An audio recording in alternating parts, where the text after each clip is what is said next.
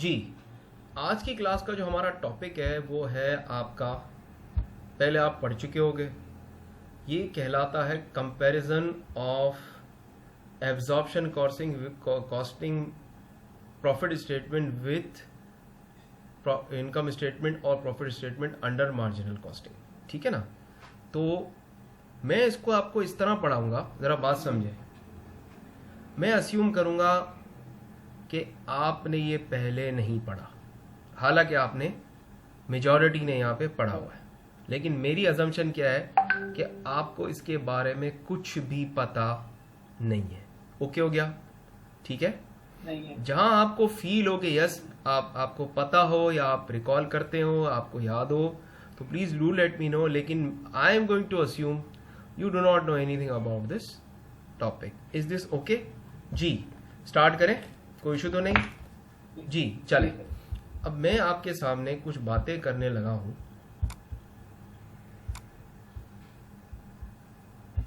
देखें, ये मेरे पास एक मेरा राइटिंग पैड है।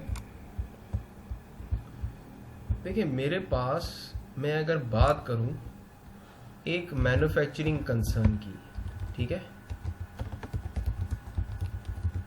तो मेरे पास इनकम स्टेटमेंट बनाने के दो तरीके हैं। ठीक है?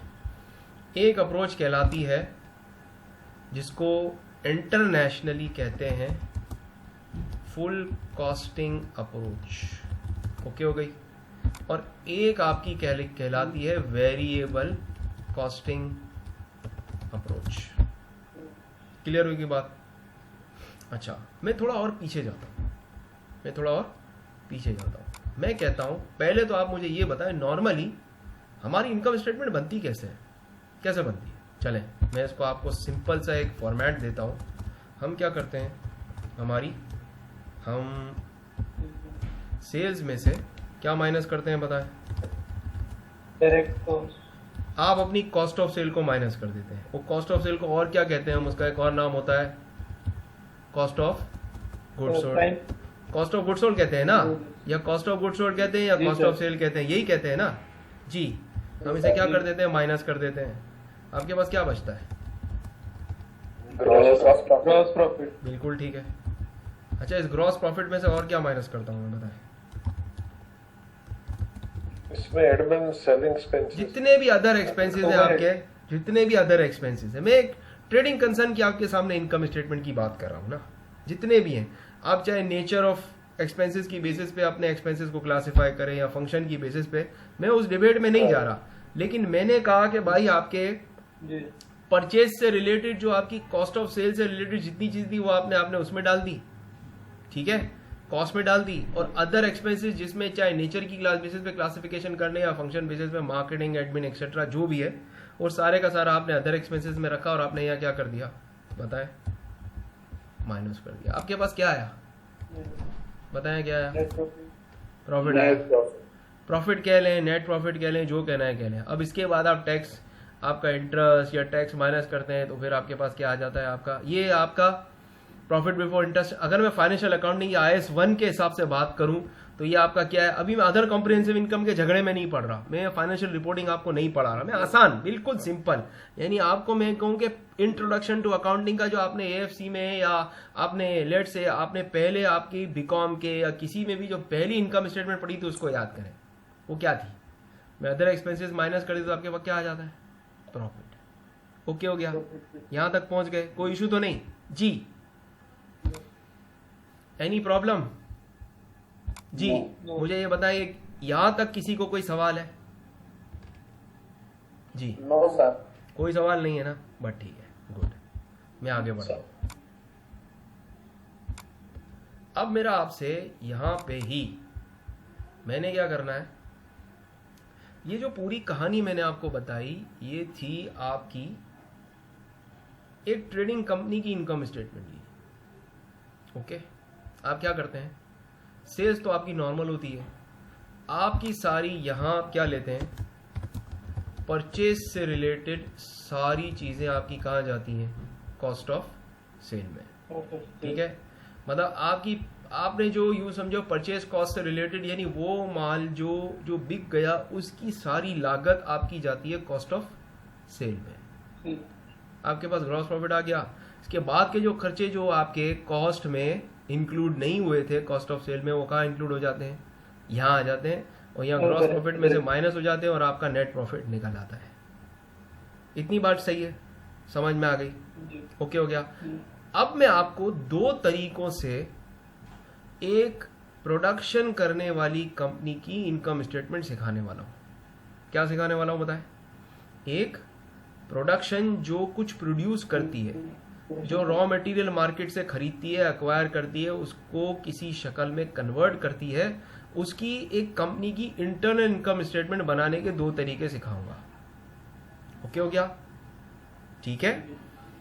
एक है आपका जिसको हम फुल कॉस्टिंग अप्रोच या फुल कॉस्टिंग स्टेटमेंट भी कहते हैं, और इसको हम यूके की टर्म्स में कहते हैं एब्जॉर्प्शन कॉस्टिंग इनकम स्टेटमेंट कह लें या प्रॉफिट स्टेटमेंट कह लें। और ये जिसको मैं यहाँ वेरिएबल कह रहा हूं, ब्रिटिशर्स यानी यूके के लोग इसको क्या कहते हैं? Marginal costing income statement. इतनी यहाँ कोई प्रॉब्लम है?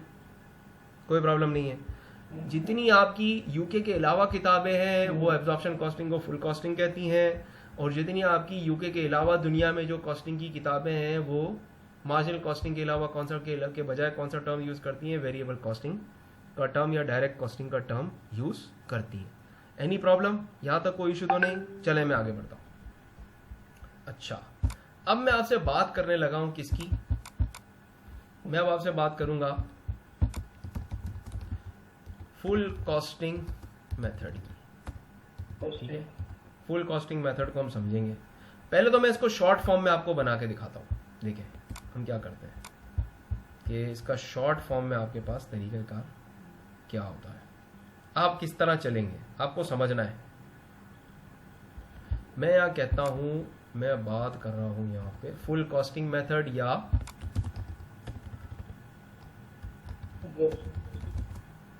Sorry about the spelling. Okay, वही तरीकाकार, सेल्स लिया एक्स लेस। अब रुक जाए, अब आपने पता है क्या लेना है? यहां पे आप लेंगे, ये अपने पास लिखते जाएं, क्या लेंगे आप? Production cost of sale. क्या लेंगे आप यहां पे? जी, यहां पे आप लेंगे प्रोडक्शन कॉस्ट ऑफ सेल। अच्छा, अब ये प्रोडक्शन कॉस्ट ऑफ सेल में क्या क्या आएगा, ये किताब अलग है, ये मैं आपको बाद में ओपन करूंगा, लेकिन अभी मैं पहले आइडिया देने वाला हूं। अभी जो बात मुझे समझानी है उसके लिए पहले दोनों के ब्रीफ आइडियाज मुझे आपको देने हैं। ठीक है, तो जब आप सेल्स की फिगर में से यानी अपने रेवेन्यू या टॉप लाइन में से जब अपनी प्रोडक्शन की कॉस्ट ऑफ सेल लेस कर देंगे तो वही वाली बात आपके पास क्या आ जाएगा बताएं? आपके पास आपका ग्रॉस प्रॉफिट निकल आएगा। उसमें से मैं क्या माइनस करूंगा? अब देखें, यहाँ एक और बात है, यहाँ आप माइनस करेंगे अपने सारे नॉन प्रोडक्शन कॉस्ट के लिए या एक्सपेंसेस के लिए, क्योंकि ऊपर आप सारी प्रोडक्शन की कॉस्ट ऑफ सेल में एंटर करके कॉस्ट अपनी सेल्स में से माइनस कर चुके हैं। पीछे क्या रह गया है? पीछे क्या बच गई है? देखिए बात समझें, सारी कॉस्ट ने, सारे खर्चों ने सेल्स में से माइनस होना है, ये बात तो है। तो एब्जॉर्प्शन कॉस्टिंग क्या करती है? आपकी प्रोडक्शन के खर्चों को कॉस्ट ऑफ सेल में ले जाती है और पीछे जो खर्चे बचते हैं उनको अदर एक्सपेंसेस की जगह रखकर नॉन प्रोडक्शन कॉस्ट के तौर पे ग्रॉस प्रॉफिट में से माइनस करवा देती है। इतनी बात समझ में आई? इतनी बात क्लियर है? चलें आगे बढ़ते हैं। अब बताएं आपके पास यहाँ क्या आएगा? प्रॉफिट। ठीक है। अच्छा, आज की मेरी क्लास का जो फोकस है ना, वो टोटल मैं कोशिश करता हूं कि आज मैं एब्जॉर्प्शन कॉस्टिंग पे ही बात करूं, क्योंकि अगर मैं साथ साथ मार्जिनल कॉस्टिंग को मर्ज करूंगा तो ऐसा ना हो कि अभी से खिचड़ी पक जाए। ठीक है, तो मैं पहले क्या करता हूं, आपको पहले एब्जॉर्प्शन कॉस्टिंग आपके दिमाग में फुल बिठा दूंगा, फिर जब मैं मार्जिनल कॉस्टिंग कराऊंगा तो फिर उस पर बात करेंगे, या मैं हमारे 1-2 दिन लगेंगे, क्योंकि ये मुझे बिल्कुल आपके जहन में बिल्कुल यूं समझे कि मैंने अस्यूम किया है कि आपको कुछ भी नहीं आता, आप जीरो हैं, मैं जीरो से आपको लेके चल रहा हूँ। वरना अगर मैं आपको यूं समझूंगा ना कि आपको सब कुछ आता है, तो फिर वो मेरे गले पड़ जाएगा, वो मेरे गले में आ जाएगा, ठीक है ना। तो मैं अस्यूम कर रहा हूं कि आप क्या है, आपको कुछ नहीं आता, क्योंकि आप में से कई ऐसे लोग हैं बेचारे जो काफी टाइम के बाद पेपर में बैठ रहे हैं, तो वो सब कुछ भूल चुके होंगे। तो मुझे पूरी जो क्लीन स्लेट मिली हुई है, मुझे सब कुछ उस पर दोबारा लिखना है। ओके, आगे बढ़ते हैं। अब देखें, अब ये तो हो गई आपके सामने, मैंने एक बेसिक बात बताई। यहां क्या समझ में आया आपको? यहां आपने कॉस्ट को, अपनी जो आपकी टोटल कॉस्ट है, उसको 2 पार्ट में ब्रेक किया। क्या कर दिया? 2 पार्ट में ब्रेक किया। आपने उसको ब्रेक किया, एक तो आपने ब्रेक किया प्रोडक्शन में, एक आपने ब्रेक किया नॉन प्रोडक्शन में। किसमें ब्रेक किया है आपने? बताएं, एब्जॉर्प्शन कॉस्टिंग का क्या खासा होता है? प्रोडक्शन कॉस्ट आपकी चली जाती है किसमें? आपकी जाती है कॉस्ट ऑफ सेल में। ओके हो गया। और जो आपकी नॉन प्रोडक्शन कॉस्ट है वो कहाँ जाती है बताएं? वो आपकी जाती है ग्रॉस प्रॉफिट में से। वो आप कहाँ लेस करते हैं? ग्रॉस में से अदर एक्सपेंसेस की जगह रखकर आप डिडक्टेड फ्रॉम, या यूं कह लें डिडक्टेड फ्रॉम जीपी। इतनी बात समझ में आ गई? ये आपकी कॉस्ट ऑफ सेल में चली जाती है और सेल्स में से माइनस होती है। और ये जो आपकी नॉन प्रोडक्शन है, ये किस में से माइनस होती है? ग्रॉस प्रॉफिट में से माइनस होती है। देखें, ये आपकी, एक्सक्यूज मी जी, अच्छा, यहां कोई किसी को कोई प्रॉब्लम? Any problem? कोई इशू तो नहीं? पक्की बात है? अच्छा, 1 मिनट जरा रुक जाए। मैंने शायद आज की क्लास की मैंने जो चीज लिखी थी, ये पावर पॉइंट में देखिए परफॉर्मा बना हुआ है। ओके हो गया? ये किसका नजर नहीं आ रहा? जी आ रहा है सर, आ रहा है। शेयरिंग हो रही है? यही चीज लिखी है, देखिए ये जो मैंने लिखी थी ये यही है। देखिए ये यही है, ये यही है।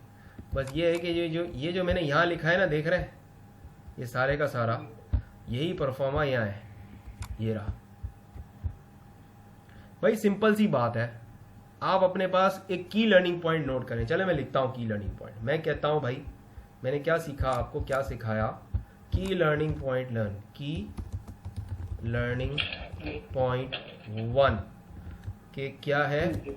आपकी एब्जॉर्प्शन कॉस्टिंग, ठीक है, क्या करती है? Splits cost into production and non production. ठीक है, ओके हो गया? आपकी production cost is charge to cost of sale and, ठीक है, और नॉन प्रोडक्शन किसको चार्ज होती है? आपके कहाँ चली जाती है बताएं? नॉन प्रोडक्शन किसका पार्ट बन जाती है? और आपकी पार्ट बनती है अदर एक्सपेंसेस का, और ग्रॉस प्रॉफिट में से आप उसको माइनस कर देते हैं। ये अदर एक्सपेंसेस में। समझ में आया? क्लियर है इतनी बात? देखिए मैं बहुत स्लो चल रहा हूं, अगर मैं भागूंगा ना तो मुसीबत हो जाएगी। आप चाहते हैं तो मैं भागूं जी, मेरा ज्यादा कवर हो जाएगा। हेलो, साथ है जी? जी आवाज आ रही है जी? कोई प्रॉब्लम तो नहीं? चले अब मैं आपको एक और, सर 1 मिनट बात बता दो, मैं डिस्कनेक्ट हो गया था। कोई बात नहीं। मैं ये कह रहा हूं कि इतनी सी बात है कि एब्जॉर्प्शन कॉस्टिंग आपकी कॉस्ट की, वो कॉस्ट की क्लासिफिकेशन को फॉलो करती है। कौन सी क्लासिफिकेशन को फॉलो करती है? प्रोडक्शन और नॉन प्रोडक्शन। ठीक है, अब चलें इसको मजीद थोड़ा डेप्थ में देखते हैं। ये जो आपकी प्रोडक्शन की कॉस्ट ऑफ सेल है, यहां पे इस प्रोडक्शन की कॉस्ट ऑफ सेल में आपकी वेरिएबल भी शामिल होती है। इसमें यहां पे इसमें आपके पास आपकी, अगर मैं ये कहूं कि आपकी 1 मिनट, इसमें आपकी ये देखें, इसमें आपकी प्रोडक्शन में वेरिएबल भी शामिल है। ये देखें, वेरिएबल और फिक्स्ड कॉस्ट फिक्स दोनों शामिल है, लेकिन वो कौन सी होती हैं? जो प्रोडक्शन से रिलेटेड हो। ओके, मतलब कॉस्ट ऑफ सेल में वेरिएबल कॉस्ट भी जाती है और फिक्स भी जाती है, लेकिन वो दोनों कौन सी होती हैं? प्रोडक्शन होती हैं, प्रोडक्शन की कॉस्ट होती है। उनका नॉन प्रोडक्शन से जिनका ताल्लुक होता है वो यहाँ कॉस्ट ऑफ सेल में नहीं आती है, वो जाती है non production cost, other expenses की जगह पे ग्रॉस प्रॉफिट से माइनस होती है। इतनी बात समझ में आई जी? Any problem? कोई इशू तो नहीं? और चले सिंथेसाइज करते हैं। हम एक ऐसी इनकम स्टेटमेंट बनाने वाले हैं जिसमें प्रोडक्शन की सारी कॉस्ट को हम कॉस्ट ऑफ सेल में लेके जाने वाले हैं, नो सर, जाने वाले हैं, जाएंगे, और जितनी आपकी नॉन प्रोडक्शन कॉस्ट है उसको ग्रॉस प्रॉफिट में से माइनस करेंगे। हमने क्या कर दिया? कॉस्ट को दो पार्ट में ब्रेक कर दिया, प्रोडक्शन को, प्रोडक्शन कॉस्ट और non production cost. Production cost सारी आपकी कॉस्ट ऑफ सेल में चली जाएगी, और जो नॉन प्रोडक्शन कॉस्ट है वो सारी किस में चली जाएगी? आपकी अदर एक्सपेंसेस का पार्ट बनेगी और ग्रॉस प्रॉफिट में से माइनस होगी। जी, मैं यहाँ छोटा सा आपके सामने मैंने शेयरिंग रोक कर मैं यहाँ रुक गया हूं। If you have any questions the floor is yours. जी,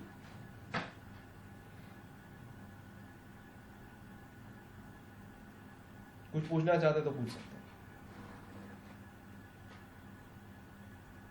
जी, मैं आपसे, आपने माइक म्यूट तो नहीं किए हुए? ये लोग हैं सारे माइक म्यूटेड हैं। जी, नो सर, नहीं, मैं नहीं। चले, मुझे जवाब आया, एक मैसेज आया, नो क्वेश्चन। ओके, अब मुझे आप बताएं, मैं आगे बढ़ सकता हूं प्लीज? क्योंकि देखिए, मैं जरा बात समझे।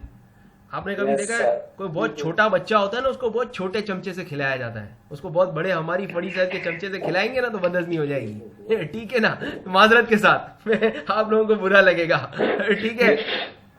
तो मैंने चमचा बिल्कुल अपना नहीं, इतना टिप उसकी इतनी छोटी है तो उसमें, बल्कि मैंने ड्रॉपर रखा हुआ है, ड्रॉपर, समझे ना?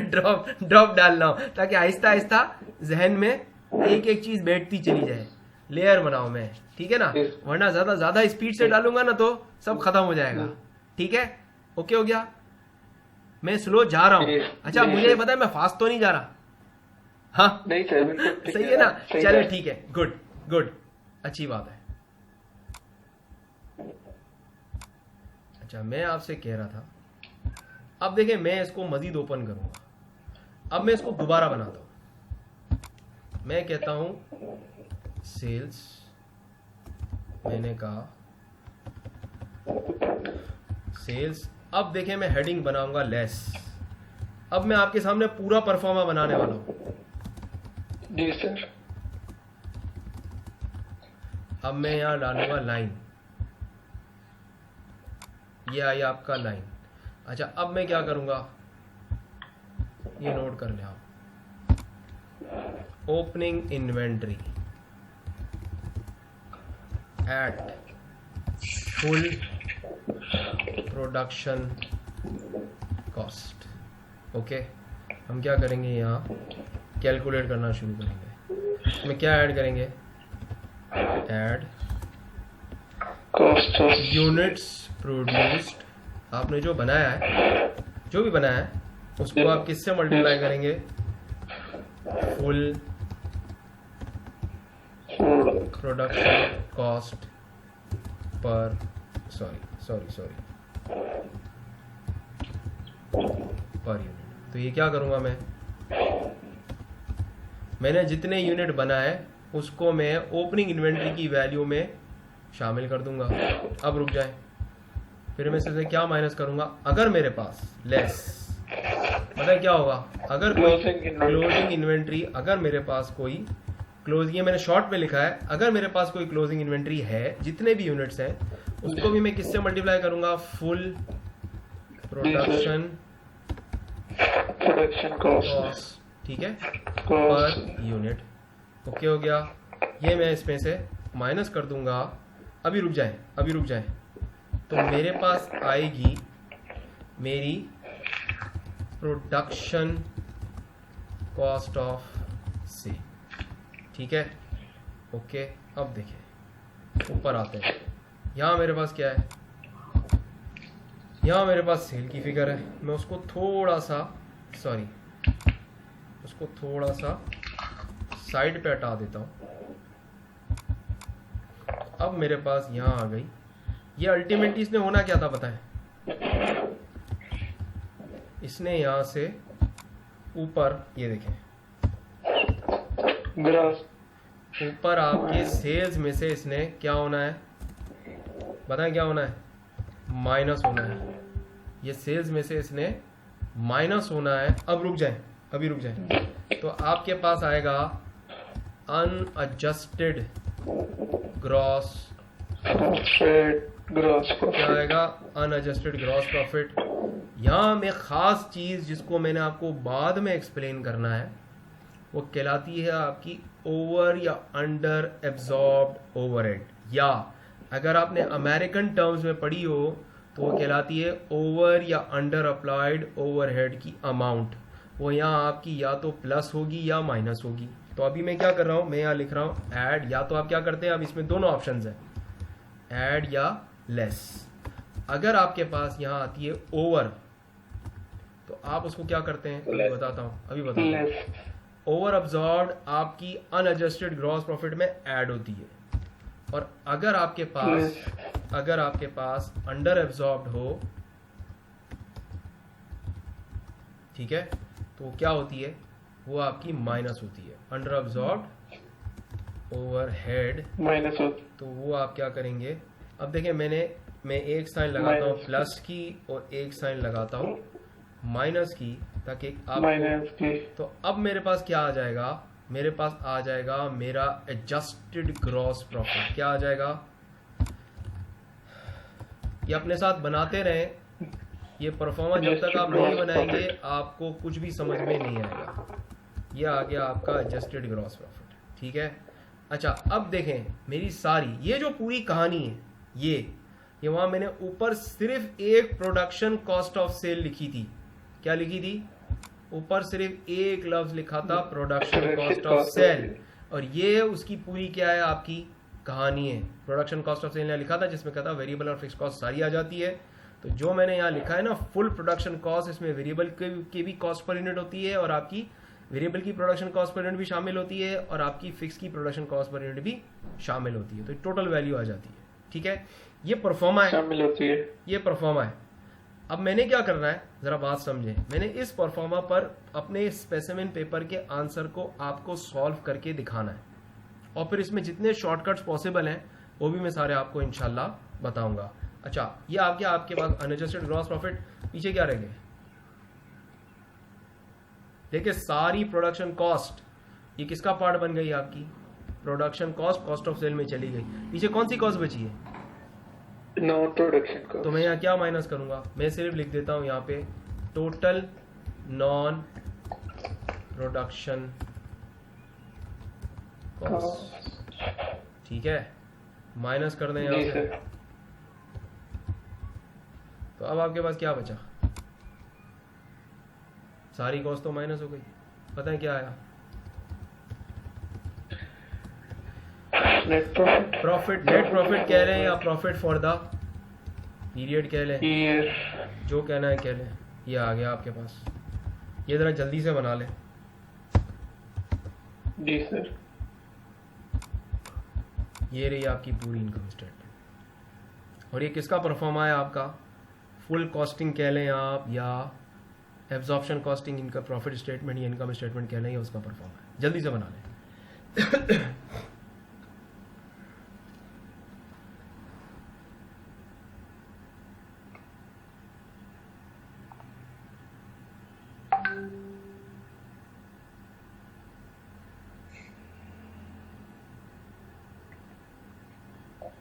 आगे तो हलवाई है।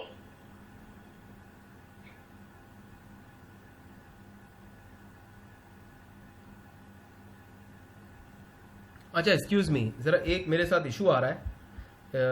एक साहब मेरे साथ ज्वाइन करने की कोशिश कर रहे हैं, लेकिन वो बेचारे ज्वाइन नहीं कर पा रहे। तो अगर मैं आपको ये जहमत दूं कि मैं अपनी मीटिंग क्लोज कर दूं और दूसरी आपको ग्रुप पे आईडी दे दूं, तो आप ज्वाइन कर लेंगे, कोई इशू तो नहीं है?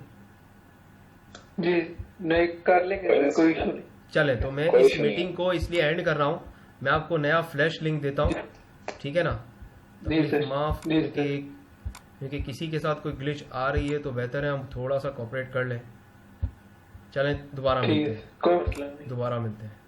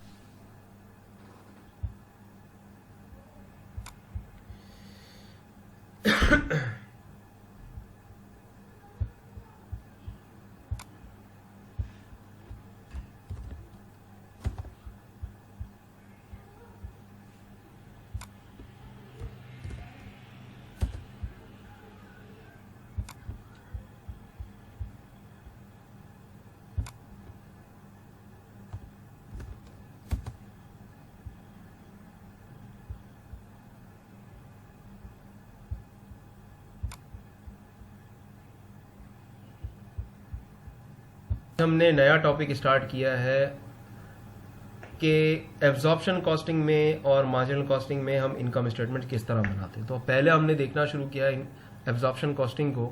एब्जॉर्प्शन कॉस्टिंग को हम फुल कॉस्टिंग भी कहते हैं, और इसके अंदर आप कॉस्ट को दो पार्ट में ब्रेक करते हैं। सारी आपकी प्रोडक्शन की कॉस्ट को आप कॉस्ट ऑफ सेल में लेकर चले जाते हैं, और जितनी आपकी रिमेनिंग कॉस्ट होती है जो नॉन प्रोडक्शन होती है वो सारी आपकी अदर एक्सपेंसेस के तौर पे आपकी ग्रॉस प्रॉफिट में से माइनस हो जाती है। कॉस्ट ऑफ सेल में आपकी प्रोडक्शन कॉस्ट जाती है जो सेल्स में से माइनस होती है, तो फिर आपके पास बचता है ग्रॉस प्रॉफिट। और आपकी कौन सी कॉस्ट बच रही होती है, आपकी नॉन प्रोडक्शन कॉस्ट बची होती है जो अभी माइनस नहीं होती, तो उसको आप ग्रॉस प्रॉफिट में से माइनस कर देते हैं, तो आपके पास क्या आ जाता है, आपका नेट प्रॉफिट या प्रॉफिट फॉर द पीरियड निकल आता है। ठीक है, ये तो एक बात हुई। फिर हमने पूरा, मैंने आपको अभी एक पैटर्न बना के दिया है, पूरा परफॉर्मा या टेम्पलेट बना के दिया है, जो मैं दोबारा अभी आपको दिखाता हूँ। हमने जो अभी टेम्पलेट बनाया वो ये टेम्पलेट है। ये आप अगर जिसको थोड़ा सा अगर किसी को प्रॉब्लम है तो आप कॉपी कर लें या स्क्रीनशॉट भी आप ले सकते हैं, इसकी पिक्चर ले लें या नोट्स के अंदर भी है। अच्छा, नोट्स के अंदर है, सेम जी, सेम चीज है। आपकी बात बिल्कुल सही है, लेकिन हमारी एक आदत होती है कि जो लिखा होता है वो भी हमें चाहिए होता है ना। ठीक है, सोच होती है और अच्छी चीज है, कोई गलत चीज नहीं है। ठीक है, क्लास में जो हो रहा होता है बाज़ औक़ात वो ज्यादा इंफॉर्मेटिव होता है बनिस्बत इसके जो हैंड आउट में होता है। ठीक है ना, तो मैं सिर्फ एक काम ये करता हूँ कि इसकी मैं जी सर, ऐसे ही है सर। तो ये इसकी पिक्चर देखें, मैं ये आपको दे रहा हूँ आपके, ये मैंने दे दी आपके, ये ले, ये आपको मैंने दे दी ग्रुप पे। ठीक है ना जी सर। अच्छा, ये ग्रुप पे दे दी, ये ठीक देखिए आ गई। ठीक हो गया सर, ये अभी आ जाएगी आपके पास, आ गई। अच्छा, ये यहाँ पे भी दे देता हूँ। आ गई सर, आ गई सर। चलें, गुड। अच्छा, अब चलें आगे बढ़ते हैं। अच्छा, हम आगे जा रहे हैं, एक मिनट।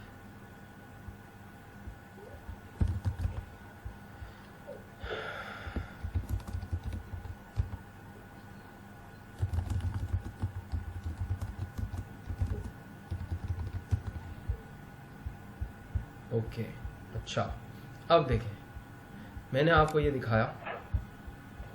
अब हमने क्या करना है, मैंने आपको हैंड आउट में एक क्वेश्चन दिया है। ठीक है, I have already given you the hand out, तो उसको आप निकाल लें। क्वेश्चन उसका गिवन है, बड़ा ज़बरदस्त सवाल है। आपने और हमने मिल के, ये देखें, ये सवाल है आपके पास, ये एक बड़ा ज़बरदस्त सवाल है।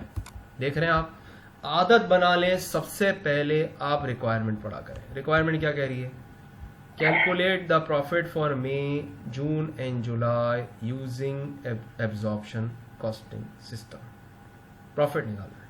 ये क्या कह रहा है, प्रोड्यूस, यस, कह रहा है आपको, क्या कह रहा है आपको कह रहा है produce income statement for May, June and July using absorption costing system. अच्छा, रिक्वायरमेंट दो है, लेकिन हम क्या करेंगे, हम जब प्रॉफिट स्टेटमेंट बनाएंगे तो आपका क्या मामला हो जाएगा, आपकी पहली रिक्वायरमेंट भी कैलकुलेट हो जाएगी। अच्छा, एक बात ध्यान में रखिएगा कि मैं जो भी अभी बनाने वाला हूँ ये इनकम स्टेटमेंट को बना रहा हूँ, वरना अगर मेरी ये सिर्फ ये रिक्वायरमेंट होती ना, कैलकुलेट प्रॉफिट फॉर दिस, तो मैं इनकम स्टेटमेंट कभी ना बनाता। मेरे पास दोनों के शॉर्टकट्स हैं, मैं फिर कहता हूँ मेरे पास दोनों के शॉर्टकट्स हैं। मैं शॉर्टकट से प्रॉफिट निकाल लेता, मैं कैलकुलेटर चलाता ना, कैलकुलेटर पे प्रॉफिट निकालता। तो अब मेरा काम क्या है, पहले तो मैं पूरी आपको टोटल्स में वर्किंग करके दिखाऊंगा। ओके हो गया। फिर इसके बाद हमने क्या करना है, फिर इसके बाद कैलकुलेटर चलाकर शॉर्टकट से प्रॉफिट निकालना भी सीख लेना है, ताकि अगर कोई ऐसी कंटिजेंसी हो कि आपके पास शॉर्ट ऑफ टाइम हो, आपको लग रहा हो कि टाइम शॉर्ट हो, तो भले आप यूं समझिए कि आपने अपने कुछ मार्क्स को कुर्बान कर देना है, लेकिन आपको आंसर प्रॉफिट का निकाल के हाफ स्टेटमेंट एग्जामिनर को बना के दे देनी है। वो खुश हो जाएगा कि at least the person knows the concept. Okay हो गया। चलें आगे चलते हैं। अच्छा, मैं अब सवाल पे जरा बात करता हूं। सवाल क्या है, FW company produces and sell one product only, prepare profit. अब आपको कह रहा है prepare profit for the month of June July using absorption costing, there were no inventory, no units of opening inventory, selling prices $50 per unit. Selling price आपकी 50 है। अब उसने आपको डायरेक्ट मटेरियल कितना बताया, 18, डायरेक्ट वेजेस बताए आपको 4, वेरिएबल प्रोडक्शन बताया 3 और वेरिएबल सेलिंग एक्सपेंसेस बताए 5। अब मेरा आपसे पहला सवाल, फुल प्रोडक्शन कॉस्ट कितनी है, कौन निकाल के बताएगा? चले,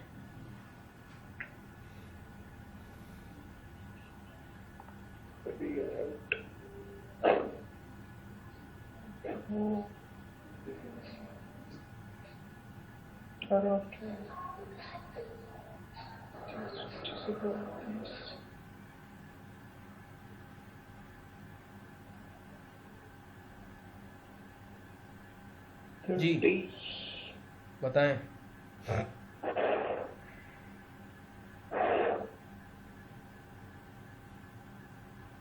फुल प्रोडक्शन कॉस्ट कितनी है? 25। सोच लें।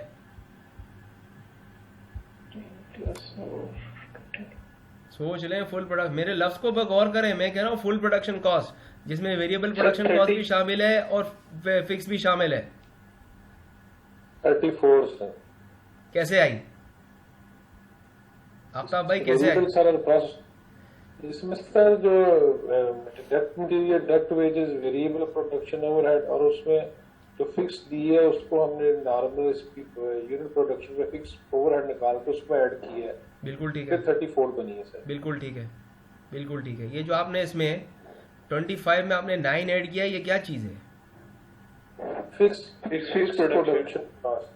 फिक्स प्रोडक्शन कॉस्ट है, इसको कुछ और भी कहते हैं हम, इसका एक और भी नाम है, इसको OAR कहते हैं, ओवरहेड एब्जॉर्प्शन रेट। क्या कहते हैं? Overhead absorption rate. चले अभी रुक जाए, अभी ओवरहेड एब्जॉर्प्शन, ये तो मैंने सिर्फ आपको ये बताया होता क्या है। देखिए, नॉर्मली हर ऑर्गेनाइजेशन को ये पता होता है कि उसकी मटेरियल कॉस्ट कितनी है, उसकी डायरेक्ट लेबर कितनी है और वेरिएबल ओवरहेड कितना है। ये पर यूनिट में कैलकुलेट करना बहुत आसान होता है, क्योंकि ये एक्टिविटी के साथ वेरी कर रहा होता है। यानी अगर आप ज़्यादा बनाएंगे तो ज़्यादा मटेरियल लगेगा, कम बनाएंगे कम मटेरियल लगेगा। लेबर का भी यही है, लेबर की पर यूनिट कॉस्ट आपको पता होती है। इसी तरह वेरिएबल प्रोडक्शन ओवरहेड की भी पर यूनिट कॉस्ट निकालना कोई बड़ा मसला नहीं होता, नहीं है। लेकिन इशू कहाँ है? इशू आता है, मैं ज़रा थोड़ी सी शेयरिंग रोक के बात करता हूँ। इशू आता है आपकी फिक्स्ड प्रोडक्शन कॉस्ट को कैलकुलेट करने में, कॉस्ट पर यूनिट को कैलकुलेट करने में, क्योंकि आप नॉर्मली फिक्स प्रोडक्शन ओवरहेड आप नॉर्मली टोटल्स में पे कर रहे होते हो, ठीक है ना। तो जब तक देखिए, नॉर्मली एक ऑर्गेनाइजेशन जब जब तक उसको अगर प्राइस अपनी कोड करनी है तो उसको अपनी फुल प्रोडक्शन कॉस्ट चाहिए। अगर आपको अपनी प्राइस कैलकुलेट करनी है तो आपको क्या चाहिए, आपकी full production cost. Full production cost आप निकालेंगे पर यूनिट, उस पर आप एक मार्कअप ऐड करेंगे तो कॉस्ट पर प्राइसिंग के थ्रू आपकी प्राइस निकल आएगी। मतलब ये मैं अब चलिए इसको आसान लफ्जों में पुट करता हूँ, इसको ईजी करते हैं।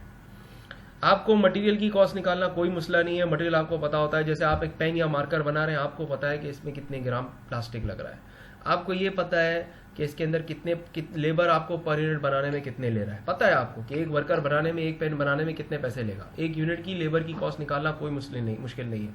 इसी तरह वेरिएबल ओवरहेड का एक यूनिट की कॉस्ट निकालना कोई मुश्किल नहीं है। प्रॉब्लम कहाँ आती है, मुझे मेरी फुल प्रोडक्शन कॉस्ट चाहिए, लेकिन उसमें 3 चीजें कौन कौन सी, direct material per unit, labour per unit और variable production overhead per unit निकालना बहुत आसान है, लेकिन फंसूंगा कहाँ फंसेंगे। Fixed production overhead per unit निकालना मुश्किल है। क्यों मुश्किल है, क्योंकि उसमें आपको पहले बहुत सारे पीरियड से पहले आपको कैलकुलेशंस या एस्टिमेशंस करनी पड़ेगी।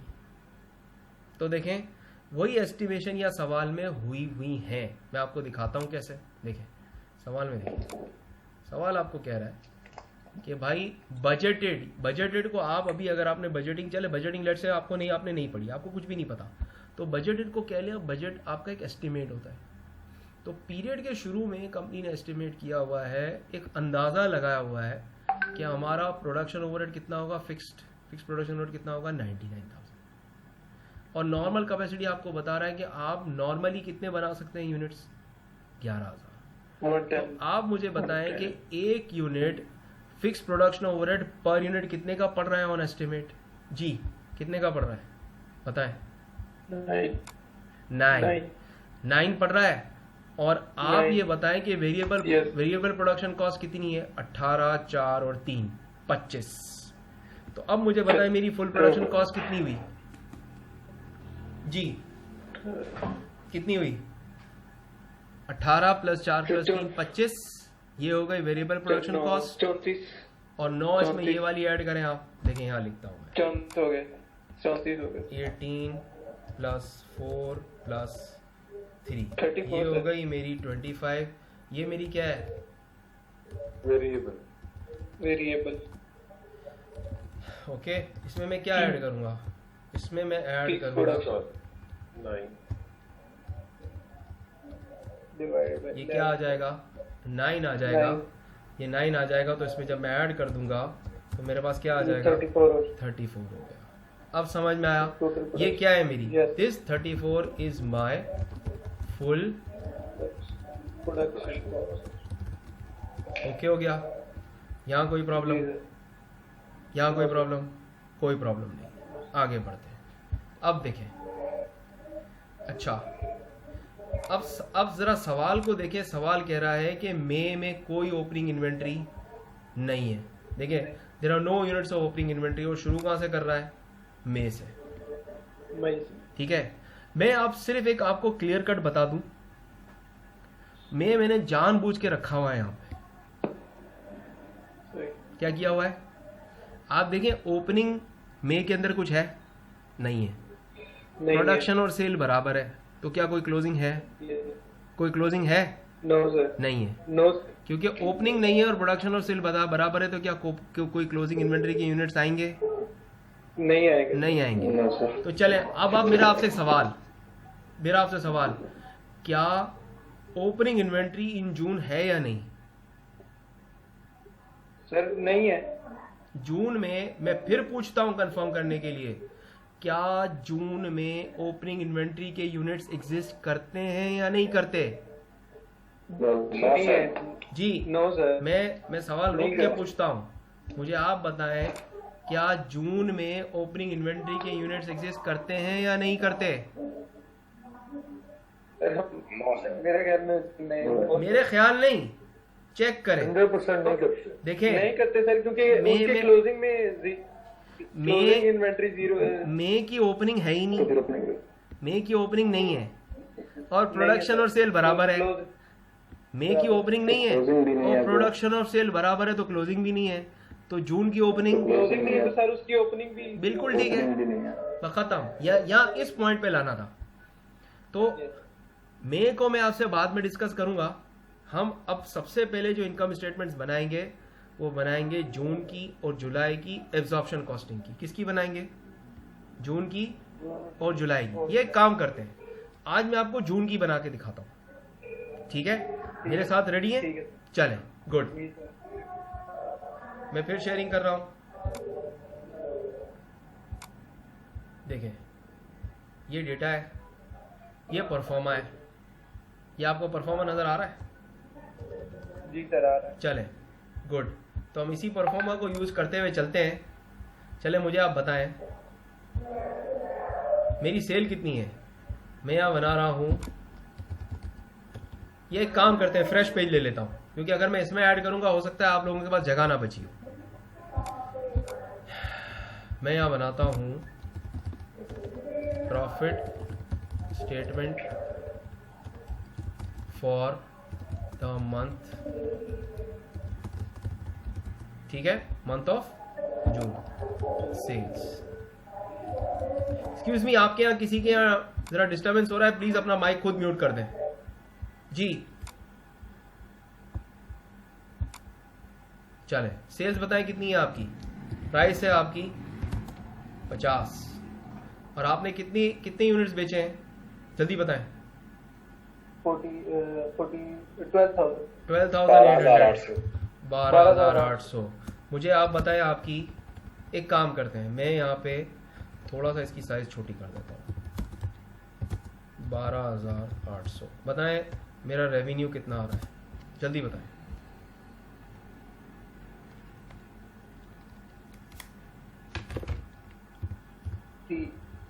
ओके हो गया। लेस, बताएं क्या माइनस करते हैं?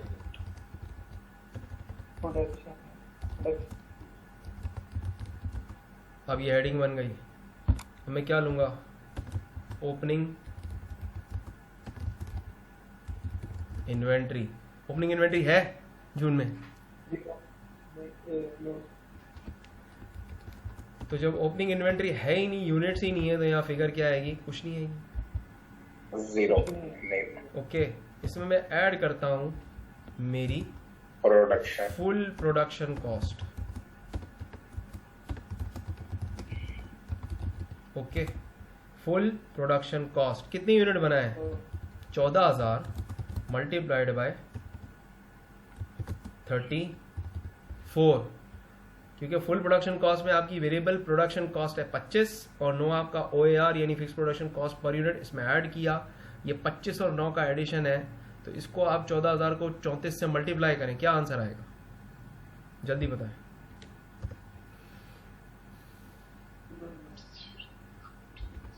सर 476,000 लिखे अपने पास।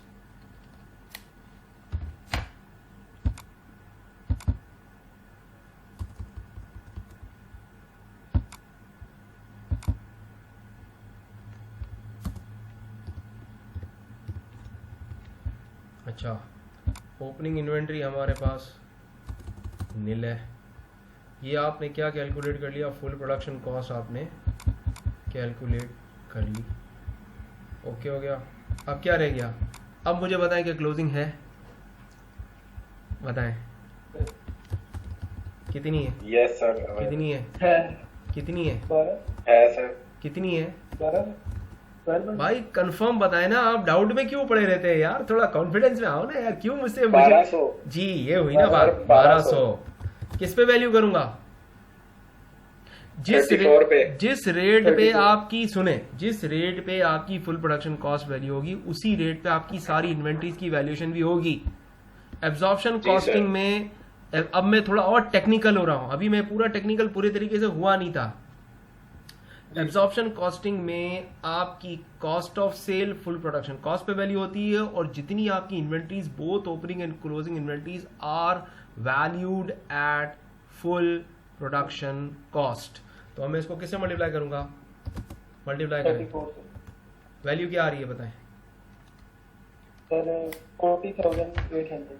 इसको आप 40,800 इसमें से आप माइनस कर दें, तो आपके पास क्या आ जाएगी? आपकी आ गई प्रोडक्शन कॉस्ट ऑफ सेल्स। ठीक है, ये आ गई। बताएं क्या आंसर आ रहा है यहाँ पे?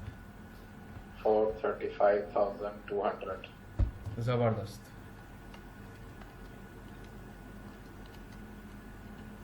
ये आ गई आपके पास। अच्छा, ये मैं कहाँ से माइनस करूंगा? सेल्स में तो माइनस कर सकता हूँ। चेक करें अपना परफॉर्मा। No sir. क्यों? चेक कर ले। जी सर, करेंगे माइनस। करेंगे ना? हाँ, माइनस करें। करेंगे सर माइनस। हाँ तो करें ना, किस चीज को रोक रहे हैं? माइनस करें। बताएं क्या आएगा आपके पास? आएगा अनएडजस्टेड ग्रॉस 204,800। प्रॉफिट। अभी मैं बताता हूं क्या गड़बड़ हुई है। ये एब्जॉर्प्शन कॉस्टिंग का एक इनहेरेंट प्रॉब्लम है जिसको हमें सॉल्व करना पड़ता है। अभी मैं आपको बताता हूँ क्या मसला है। इसमें से आप सॉल्व करें, वो माइनस करें 640,000 में से। ये जब तक हमारे पास एक इलस्ट्रेशन नहीं होती, इस प्रॉब्लम को हम सही तरीके से बयान नहीं कर सकते। 204,800 यही आ रहा है, यही आ रहा है। यस सर, ये अब यही आ रहा है। अब रुक जाए, देखें। अब मैं पूरी कहानी आपके सामने दोबारा दोहराता हूं, हुआ क्या। Are you ready? जी तैयार हैं यस सुनने के लिए कहानी? रेडी। अभी बताता हूं जून में क्या हुआ है। सवाल पे है, आपके पास सवाल मौजूद है। सवाल ने आपसे कहा है कि हर मंथ का एस्टिमेटेड ओवरहेड 99,000 और एस्टिमेटेड एक्टिविटी लेवल 11,000। तो आपका जो एस्टिमेटेड आपका फिक्स प्रोडक्शन ओवरहेड का जो आपकी जो कॉस्ट पर यूनिट है वो आ रही है 9 आ रही है, आई। अच्छा, अब मजा सवाल के अंदर मजेदारी ये है कि जो बजटेड है वही एक्चुअल है। मतलब आपकी जो बजटेड ओवरहेड की अमाउंट है और एक्चुअल ओवरहेड की अमाउंट सेम है। देखें आप सवाल देखें, सवाल देखें आप, सवाल में क्या है जी? चेक करें, मैं गलत कह रहा हूं या सही कह रहा हूं? आज क्या सब थके हुए हैं क्या? मैं इतना मुश्किल, अगर कोई आपको लग रहा होगा कोई मुश्किल टॉपिक पढ़ रहा हूं तो मैं ऑफ कर दूं, छुट्टी करें। नहीं। क्योंकि अगर ये इस तरह से ये जहन में नहीं बैठेगा तो बहुत मसला हो जाएगा जी। या तो एक काम करें, थोड़ा पानी वानी पिए। मैं 1 मिनट का आपको ब्रेक दे रहा हूँ, थोड़ा हाइड्रेशन ले, थोड़ा पानी वानी पी कर आए, ठीक है? फिर स्टार्ट करते हैं। क्योंकि ये थोड़ा सा मुझे पता है ये इसमें बहुत ज्यादा फोकस होकर पढ़ना पड़ता है। आपके इर्द गिर्द अगर प्लीज अगर कोई डिस्ट्रैक्शन हो या कोई ऐसी चीज हो, अगर कोई आपको लग रहा हो कि आपका जहन अगर बटा हुआ है, तो प्लीज थोड़ी देर के लिए मुझे आपका आधा घंटा अनडिवाइडेड अटेंशन चाहिए। प्लीज आप कोई भी अगर साथ कोई काम करें, क्योंकि मैं फिजिकली आपको देख नहीं रहा। मैं नॉर्मली मैं जब क्लासेस में पढ़ा रहा होता तो स्टूडेंट मुझे नजर आ रहे होते हैं, लेकिन अभी मेरे पास सिर्फ आपकी आवाज के अलावा कोई रिस्पॉन्स नहीं है। तो मैं अव्वल तो आप अगर जितने बॉयज हैं वो लाइव आ सकते हैं तो बहुत अच्छी बात है, और अगर नहीं आ सकते तो कोशिश करें कि मुझे अपनी अनडिवाइडेड अटेंशन दे लें। मैं आपको 60 सेकंड का आपसे ब्रेक ले रहा हूं, मैं खुद भी पानी पीने जा रहा हूं, आप भी पानी वगैरह पी लें, फिर इंशाल्लाह हम यहां से स्टार्ट करते हैं, ठीक है?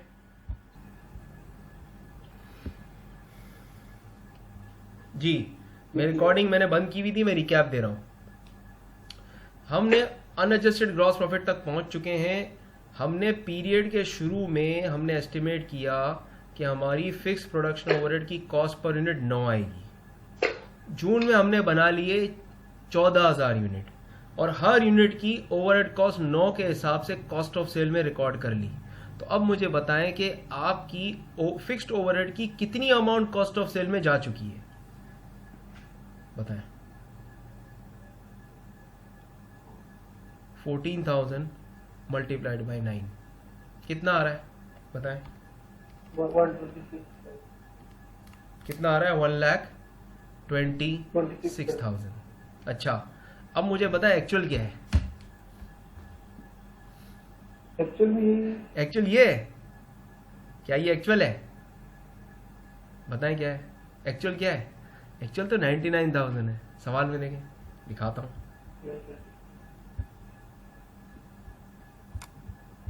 ये देखिए सवाल आपको क्या कह रहा है? एक्चुअल फिक्स प्रोडक्शन ओवरहेड कितनी है हर मंथ?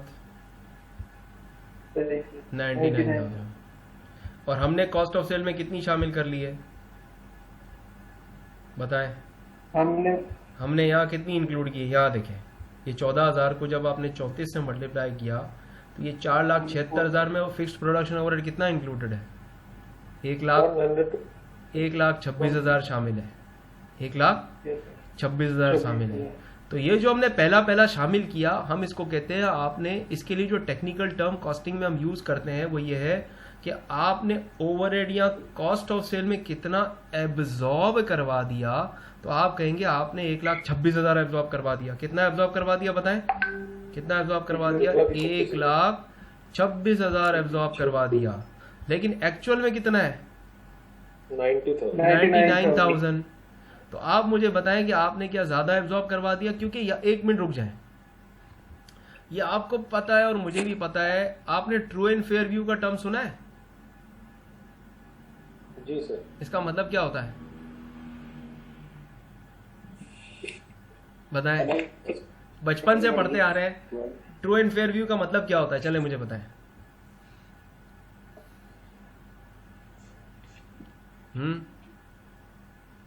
आपकी financial statements true and fair view को रिफ्लेक्ट करना चाहिए। जो सच्चाई है उस पर मबनी होनी चाहिए। ऐसे ही है ना। मैं उसकी डेप्थ में नहीं जा रहा, मैं उसकी आइजा की डेफिनेशन में और उसकी IFRS की डेफिनेशन में नहीं पढ़ रहा। मैं आसान सा एक बात कह रहा हूं कि आप यूं समझें, मैं चलो आसान करता हूं। आपकी इनकम स्टेटमेंट में फिक्स प्रोडक्शन ओवरहेड एक्चुअल ही जाना चाहिए, ना $1 कम ना $1 ज्यादा। समझ में आया? तो अब मुझे बताएं कि यहां आप कितना ले जा चुके हैं? 1,26,000। और जाना कितना था? जाना कितना था? 99,000। तो आप अब चले, अब मैं आपको अब इसकी जो फॉर्मल कैलकुलेशन है वो आपको यहां बना के दिखाता हूं। हम यह कैलकुलेट करेंगे। देखें इसकी फॉर्मल कैलकुलेशन का नाम क्या है?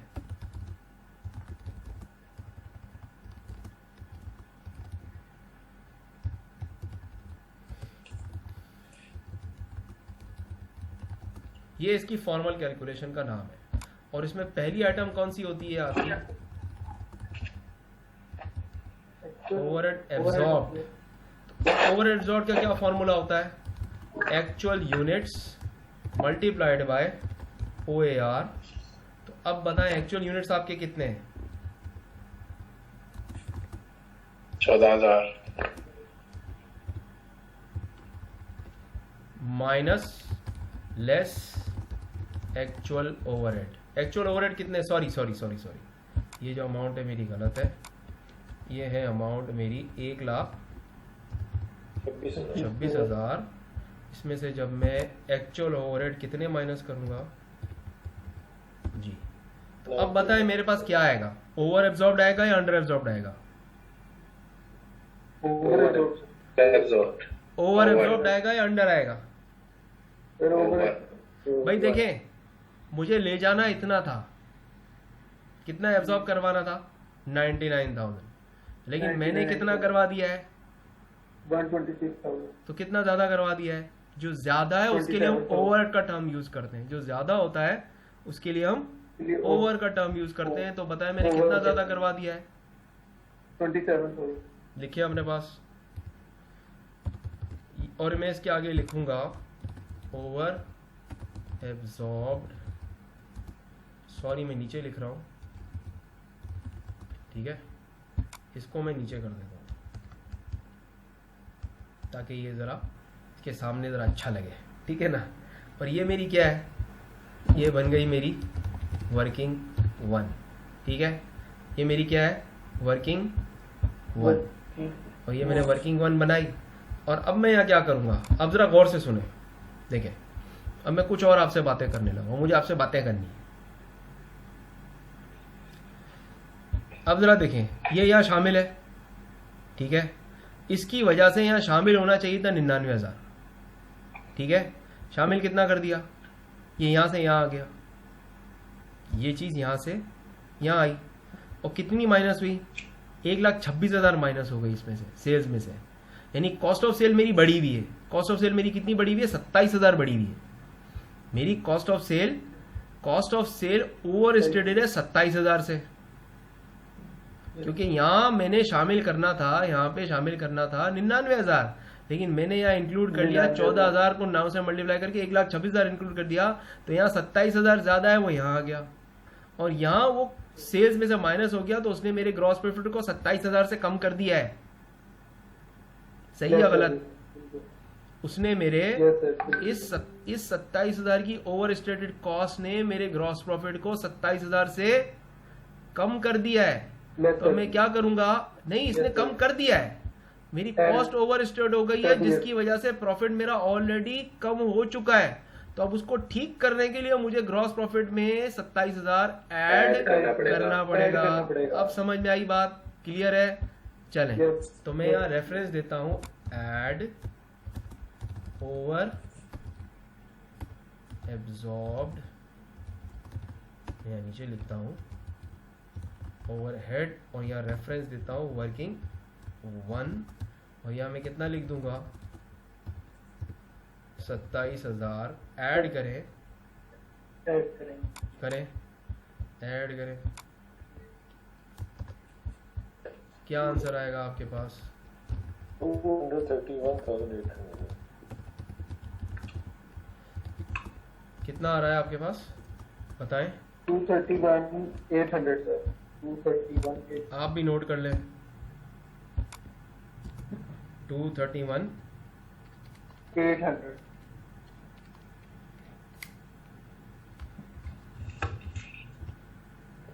ओके हो गया? अच्छा, अब सवाल पर आते हैं, सवाल फिर देखते हैं। सवाल देखें, कौन कौन से खर्चे रह गए? प्रोडक्शन कॉस्ट तो सारी गई, निमट गई, पीछे क्या रह गया? एक वेरिएबल सेलिंग एक्सपेंसेस के 5 नजर आ रहे हैं, ये नॉन प्रोडक्शन है। और क्या नॉन प्रोडक्शन है? Other fixed non production expenses 40,000, 2 item बाकी है। कितनी बाकी है? 2। सर ये जो वेरिएबल सेलिंग एक्सपेंस है, ये कहाँ पे जाएगा? तो मैं यही तो कह रहा हूँ, ये नॉन प्रोडक्शन है ना, ये बाकी है, इसको हम अदर एक्सपेंसेस में इंक्लूड करेंगे। और ये पर यूनिट है, और ये किससे रिलेटेड है? ये प्रोडक्शन से रिलेटेड नहीं है, सेल्स से रिलेटेड है।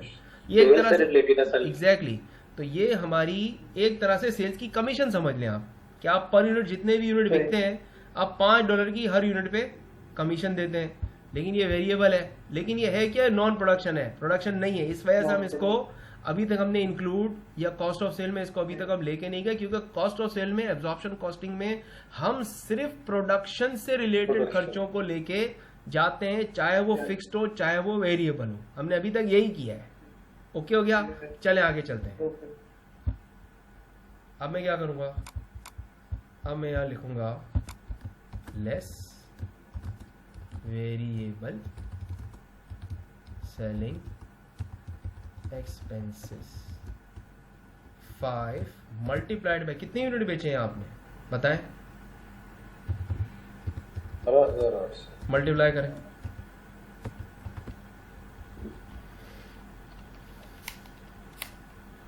कितना आ रहा है?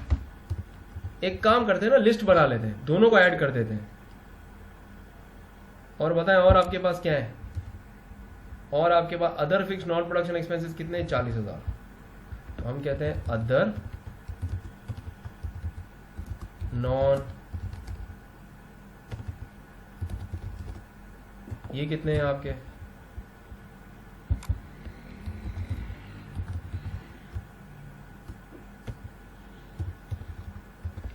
ठीक, कितने हो गए बताएं? इनका टोटल क्या हो गया दोनों का? 1,04,000। बिल्कुल ठीक है। टोटल नॉन प्रोडक्शन एक्सपेंसेस, ये मैं क्या कर रहा हूं? लेस। अब मुझे बताएं मेरा प्रॉफिट कितना आ रहा है जी? 2,27,800। 2 लाख? 1,27,000। 1 लाख। कोई बात नहीं, कोई बात नहीं, मेरे से मैं भी गलतियां करता हूँ, कभी मैं गलती करूँ तो मुझे भी माफ कर देना, ठीक है जी? सही है ना? हाँ, ये भी ठीक है, ये भी ठीक है। मेरी गलती आप पे उधार है, सही है ना? मुझे आप भी माफ कर देना। एनीवेज, चले, गुड। अच्छा, आगे बढ़ते हैं। ये हो गया, यहां पहुंच गए। ये जरा जल्दी से बना लें। सर बना लिया बना लिया, पक्की बात है? जी हाँ, देखो मुझे नाराज नहीं करना, मैं एक ऐसा शॉर्टकट बताऊंगा, ये सारा काम 5 मिनट में हो जाएगा, जितनी देर में आपने किया है ना जी।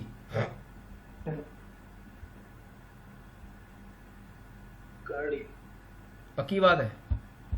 जी हाँ, कर लिया जी, कर लिया सर, कर लिया। कर लिया। सुलेमान भाई हो गया।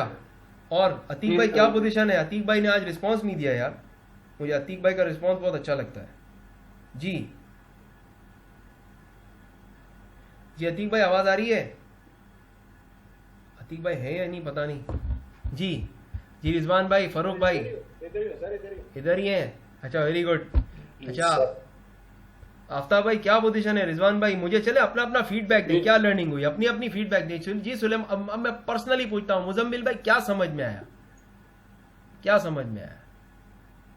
मैं भागूंगा तो कुछ भी हाथ में नहीं आएगा जी, बताएं। मुजम्मिल भाई आवाज नहीं आ रही? यस समझ आ गई सब। भाई क्या मुझे चले क्या समझ में आया? मुझे बुनियादी मोटी मोटी 2-3 बातें करो जो सीखी, फिर मैं आपको बताऊंगा आपकी आज की लर्निंग पॉइंट्स जी।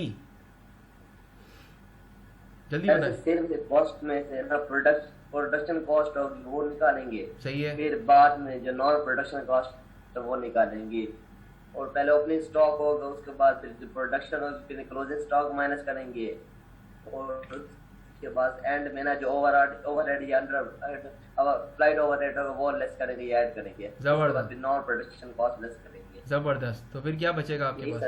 सर प्रॉफिट आ जाएगा, प्रॉफिट आ जाएगा जी। रिजवान भाई क्या समझ में आया? फिर नेट प्रॉफिट बचेगा एंड पे। सही है। रिजवान भाई क्या? आप शॉर्टकट बता रहे थे।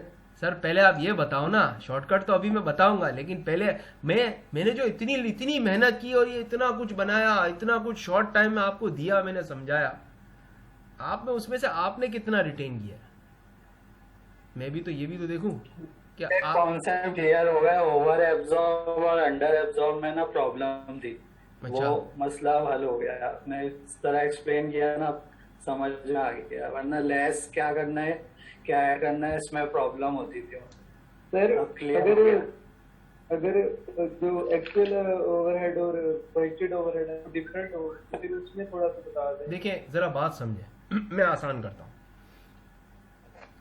मैं आपको यूं चले, मैं थोड़ा सा ना अपनी पोजीशन चेंज करता हूं। अभी वो आपके सामने आ गया, देखिए जरा बात समझे।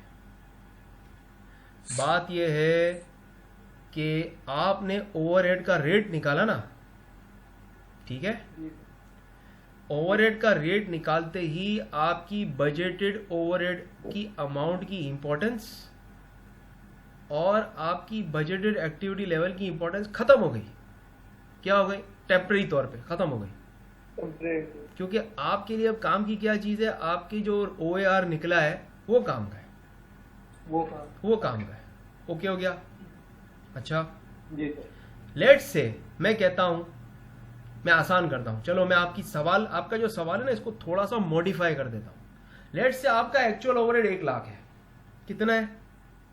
1 लाख। अब मुझे बताएं कि यहां पर आप इस सवाल के अंदर, ये जो अभी हमने जून का डेटा किया, इसमें थोड़ा सा मैंने चेंज किया है, सिर्फ एक चेंज में कर रहा हूं कि let's say actual overhead is 100,000। अब आप मुझे बताओ कि आपकी ओवर या अंडर एब्जॉर्ब्ड ओवरहेड की अमाउंट क्या निकलेगी, और अगर निकलेगी तो क्या निकलेगी? चले बताएं। सर ओवरहेड अब्जॉर्प्शन रेट है वो फिर एक्चुअल ओवरहेड से लेंगे। ओ भाई प्रोसीजर सारा वही रहेगा। आप मुझे बताएं ओवरहेड एब्जॉर्ब कितना आएगा? यही तो बात है। 46,000 अरे भाई बहुत आसान है, देखें मैंने सिर्फ एक चेंज किया है। मैं दोबारा बताता हूँ, आप कंफ्यूज हो गए मेरी इतनी सी छोटी सी बात से। कंफ्यूज होने की जरूरत नहीं है। मैंने ये कहा, देखिए ये सवाल नजर आ रहा है आपको? जी सर। ये सवाल है। मैं कहता हूं कि ये एक्चुअल फिक्स्ड ओवरहेड, ये सिर्फ इस अमाउंट को मैं चेंज कर रहा हूं। मैं कह रहा हूं ये है 100,000। ये बजटेड को मैं छेड़ नहीं रहा, ना इसके एक्चुअल इसके बजटेड यूनिट्स को छेड़ रहा हूँ, ना नॉर्मल कैपेसिटी को छेड़ रहा हूँ, ना मैं बजटेड फिक्स प्रोडक्शन ओवरहेड को चेंज कर रहा हूँ, ना इसको चेंज कर रहा हूँ। मैं कह रहा हूँ कि ये 99,000 नहीं है, ये कितना है एक्चुअल 100,000 है। अब आप मुझे बताएं, आपने मुझे कहा था नहीं दोनों सेम है इस वजह से प्रॉब्लम हो रही है, तो मैंने आपका प्रॉब्लम सॉल्व कर दिया, मैंने एक्चुअल ओवरहेड को डिफरेंट कर दिया। चलें अब मुझे बताएं आपका क्या आंसर क्या होगा। क्या ओवर एब्जॉर्ब्ड आएगा? आएगा तो कितना आएगा जी? 26,000 आएगा सर। कौन कह रहा है ये? किसकी आवाज आ रही है? सर फरूक। जबरदस्त, क्योंकि अब आपका एक्चुअल जब एक आवर 1,000 बढ़ गया तो आपकी जो ओवर एब्जॉर्ब की अमाउंट ओवर एब्जॉर्ब्ड ओवरहेड की अमाउंट है वो 1,000 से कम हो जाएगी। देखिए ना यहाँ है, देखिए यहाँ, देखिए यहाँ, देखिए यहाँ आपने क्या रखा हुआ है? 99,000 रखा हुआ है ना। मैं अगर इसको यहाँ क्या कर देता हूँ, अब मुझे बता आंसर क्या आएगा? कितना आएगा? 26,000। ये मैंने फर्जी बनाया था आपको समझाने के लिए। तो अब बस ये फर्क है, आपने जो मुझे पूछा कि सेम आए तो मैंने उसकी इलस्ट्रेशन बना के आपको दिखा दी। ठीक है, तो वो जो भी हो, मैं ये कहना चाह रहा हूं कि सेम होने से कोई फर्क नहीं पड़ता। आपने दर हकीकत डिफरेंस ओवर एब्जॉर्ब्ड या अंडर एब्जॉर्ब्ड ओवरहेड यानी ये अमाउंट निकालते हुए आपने किन दो फिगर को माइनस करना है? एब्जॉर्ब्ड ओवरहेड इसको और एक्चुअल को माइनस करना है। यहां बजटेड का तो कोई इन्वॉल्वमेंट है ही नहीं। ओके, एक्चुअल गिवन ना हो तो एक्चुअल गिवन होता है, और अगर नहीं होता तो आपको मैं सच्ची बात बताऊं, आप बजटेड ही ले लेते हैं। ये बहुत एडवांस बात है जो आपने मेरे से पूछ ली है क्योंकि अगर वो गिवन ना हो, सुने, अगर वो गिवन ना हो तो आपके पास इसके अलावा कोई चारा ही नहीं बचता कि आप अस्यूम कर लें कि जितना बजटेड है उतना एक्चुअल है, उतनी नोट बना के देख लो कि ये यूं है, खलास जी। उसके ओवर अंडर वाला चक्कर खत्म हो जाए। नहीं, क्यों चक्कर खत्म होगा? आप उस वक्त लेट से आपने रेट निकाला, चले आपने रेट निकाला, वो मसला खत्म नहीं होगा। ओवर एब्जॉर्ब्ड या अंडर एब्जॉर्ब्ड फिर भी आएगा। आप देखें ना, या क्यों आ रहा है? यहां बजटेड और एक्चुअल बराबर है, इस सवाल में भी तो देखें आप, फिर भी ओवर एब्जॉर्ब्ड या अंडर एब्जॉर्ब्ड आ रहा है ना। क्यों आ रहा है? इसलिए आ रहा है कि आपने यूनिट ज्यादा प्रोड्यूस कर ली। आपका नॉर्मल आपने OAR निकाला था 9 का 11,000 की एक्टिविटी लेवल पे, तो आया था 9। आपने डिनोमिनेटर कितना रखा था? 99,000। आपने 3,000 की प्रोडक्शन ज्यादा कर ली, की है ना, 14,000 बना लिए, बनाए, और हर यूनिट पे आपने 9 की कॉस्ट ऑफ सेल में ओवरहेड की बुक कर ली है। तो कितना ज्यादा चला गया बताएं? 27,000। तो वही बात यहां हुई है ना जी। समझ में आया या नहीं आया? हाँ जी। चले अब मैं फिर पोजीशन चेंज करता हूं। हाँ, अब मुझे अमान भाई क्या लग रहा है आपको? सवाल समझ में आया? Yes sir. सर एक बात नहीं समझ आई। क्या समझ नहीं आई? सर ये जो हमने AOR निकाला है, एब्जॉर्प्शन ओवर रेट, ठीक है, एब्जॉर्प्शन ओवरहेड रेट, हाँ सर इसमें जो हमने फिक्स ओवरहेड लिए हैं और इसमें डिवाइडेड बाय नॉर्मल कैपेसिटी ली है, सर यहाँ पे अक्सर सवाल के अंदर वो नॉर्मल कैपेसिटी भी देता है साथ में और बजटेड कैपेसिटी भी देता है, तो उस टाइम हमने कौन सी कैपेसिटी लेनी होती है? देखें, ये केस टू केस वेरी करता है, आपकी बात गलत नहीं है, लेकिन अभी मैं आपके सवाल को डेफर करूंगा। यहाँ पे आप मुझे बताएं कि यहाँ आपके पास पोजीशन क्या है?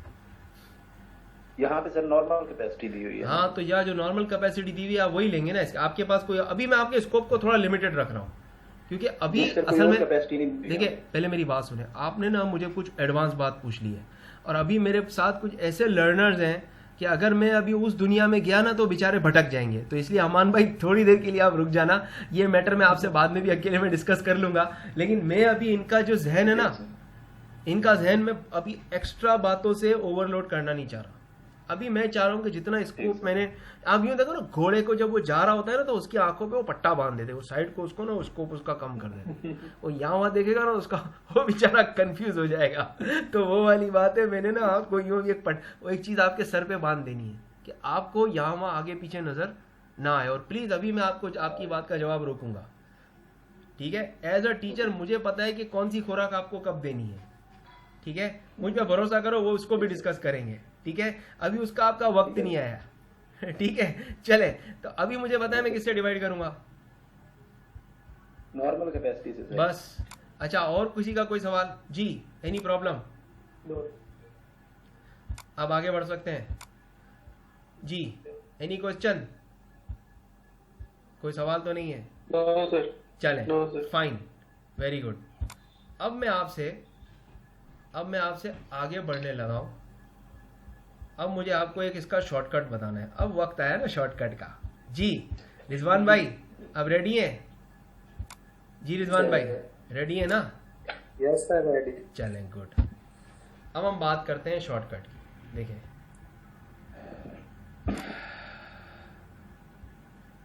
यहां आते, ये दिख रहा है, ये क्या दिख रहा है, ये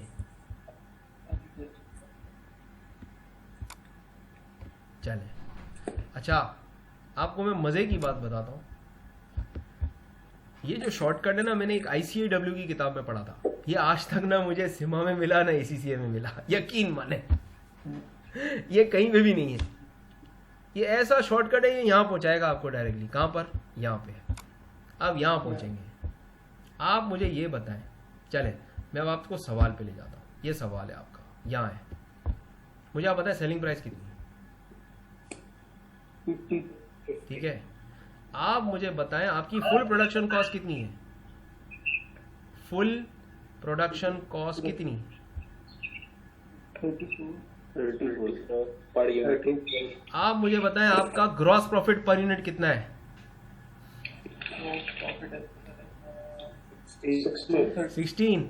और यूनिट्स कितने बेचे हैं?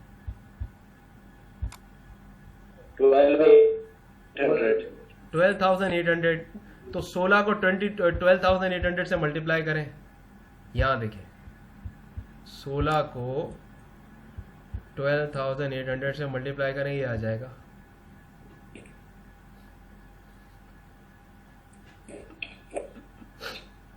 आ रहा है या नहीं आ रहा, मुझे ये बताएं।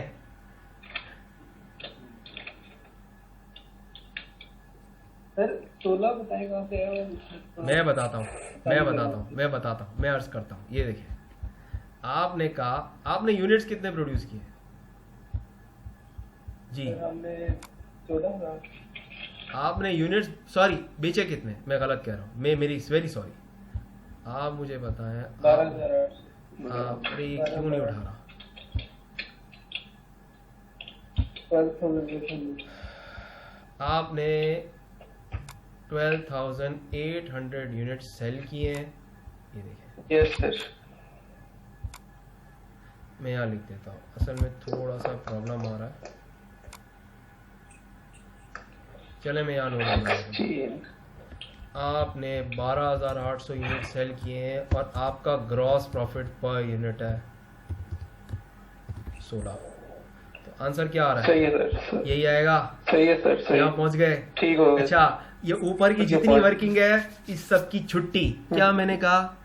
ऊपर की जितनी वर्किंग सबकी छुट्टी। पहले अंडर देखें, अनएडजस्टेड ग्रॉस प्रॉफिट में पहुंच गए डायरेक्टली। सवाल पे आओ, अनएडजस्टेड ग्रॉस प्रॉफिट निकालो, ओवर या अंडर एब्जॉर्प्शन की एडजस्टमेंट करो, डायरेक्ट या ओवर अंडर एब्जॉर्प्शन की एडजस्टमेंट करो, एडजस्टेड ग्रॉस प्रॉफिट आ गया, नॉन प्रोडक्शन कॉस्ट माइनस करो, डायरेक्ट प्रॉफिट हाथ में। समझ में आया क्या प्रोसेस है? Yes sir. Step one, calculation of unadjusted gross profit. कैसे निकलेगा? आपका ग्रॉस प्रॉफिट पर यूनिट निकालें, पहले प्रोडक्शन कॉस्ट पर यूनिट लें फुल, उसको सेलिंग प्राइस में से माइनस करें तो आपके पास ग्रॉस प्रॉफिट पर यूनिट आएगा। उस ग्रॉस प्रॉफिट पर यूनिट को डायरेक्टली यूनिट सोल्ड से मल्टीप्लाई कर दें, आप स्ट्रेट अवे कहां आ जाएंगे? अनएडजस्टेड ग्रॉस प्रॉफिट पे। उसमें आप ओवर या अंडर एब्जॉर्प्शन की जो भी एडजस्टमेंट कर लें, माइनस कर दें या प्लस कर दें, आपके पास एडजस्टेड ग्रॉस प्रॉफिट आया। सवाल में नीचे जो भी आपके पास पीछे आपके पास क्या गिवन होगी बताएं? आपके पास गिवन होगी नॉन प्रोडक्शन कॉस्ट, वो सारी लेस कर दें, आपका प्रॉफिट निकल आएगा। कोई problem? Any problem? No. Clear है? यकीन माने ये चीज मुझे सिर्फ एक ICAW की बुक में मिली है, ना सिमा के अंदर है ना ACCA के अंदर है ही नहीं, बताते ही नहीं है बताते ही लेकिन नहीं है। एग्जाम पॉइंट ऑफ व्यू के से तो हमें सारा क्वेश्चन ही करना पड़ेगा। देखें मैं आपको इसका जवाब देता हूं। एग्जाम में अगर आपको कहता है कि आपको प्रॉफिट स्टेटमेंट बनानी है तो फिर तो आपको पूरा बनाना है। जी सर। अगर वो आपको कहता है कैलकुलेट प्रॉफिट तो फिर यकीन माने उसने नंबर भी कम दिए होंगे और आपको शॉर्टकट ही लगाना है। आपको ये पूरी उसको कहानी, पूरी फुल कहानी, सारी टोटल्स में कैलकुलेशन, ये पूरी इनकम स्टेटमेंट बनाने की जरूरत नहीं है। ओके हो गया? ठीक सर। ठीक है। आपको ये शॉर्टकट क्यों पता होना चाहिए, उसकी एक वजह है। आपको लेट से अपनी कैलकुलेशन को चेक करना है। आपने ये पूरी लेट से पूरी प्रॉफिट स्टेटमेंट बनाई, लेकिन आप अपने आप को चेक करना चाह रहे हो कि भाई मैंने जो यहां तक पहुंचा हूं वो सही है गलत है, तो आप वेरीफाई आप कर लेंगे। ओके हो गया? चले। अच्छा, अब मेरा आपसे एक मैं अगर आपको कहूं, अभी टाइम क्या हो रहा है? अभी हो रहे हैं 11:15। अब मेरा आपसे एक रिक्वेस्ट है, आप मुझे ये बताएं कि क्या मैं आपको दूसरी बना के दिखा दूं? जी, जुलाई की, या उसको नेक्स्ट क्लास में देखें? क्या करना है सर? उसको खुद बनाएंगे। आप खुद बना लेंगे या चलें काम करते हैं 15 काम करते हैं। हमने क्लास कितने बजे स्टार्ट की है? जरा 1 मिनट दें। क्लास कितने बजे स्टार्ट की? तकरीबन स्टार्ट करते करते और थोड़ा इशू बना था, तकरीबन थोड़ा सा लेट हो गया था मामला। 15 मिनट है हमारे पास, हम थोड़ा पढ़ते हैं। ठीक है, हम ये पूरा कर देते हैं, जुलाई पूरा कर लेते हैं। ठीक है, तो अब चलें, मैं जुलाई बनाना शुरू करता हूं। मैं यहाँ जुलाई बनाता हूँ, ठीक है ना। मैं कहता हूँ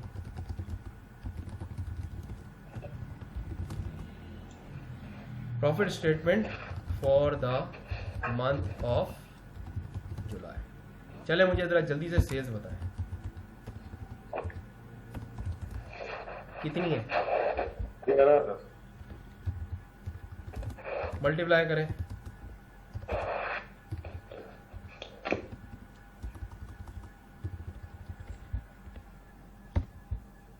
लेस्ट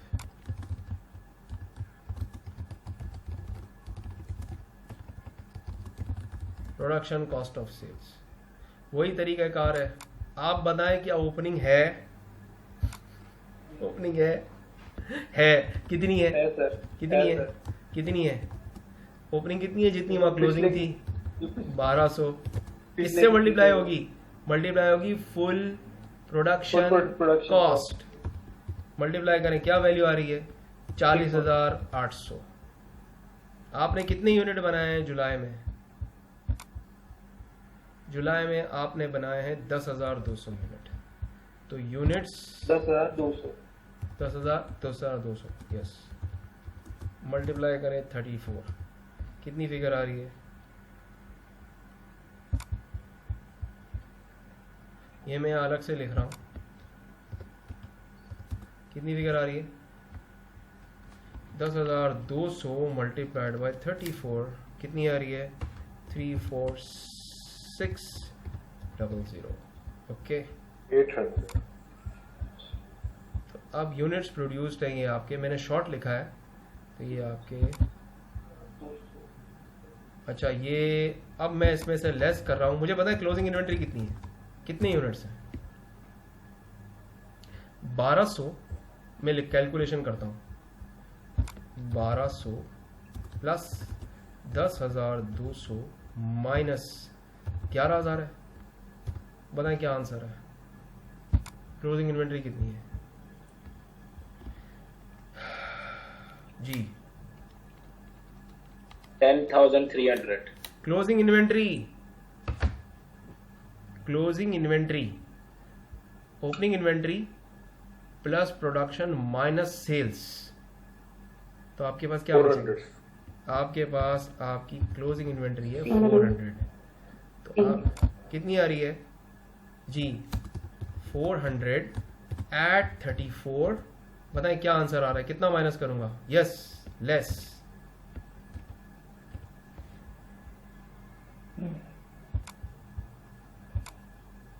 जी 234। ओके। ये सर 13,600। कितना आ रहा है?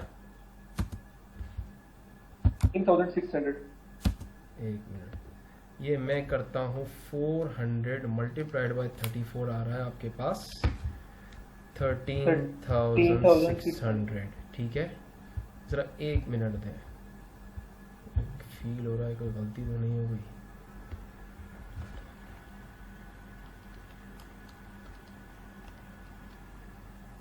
ठीक है, ये आपने ले लिया 13,600 माइनस करें।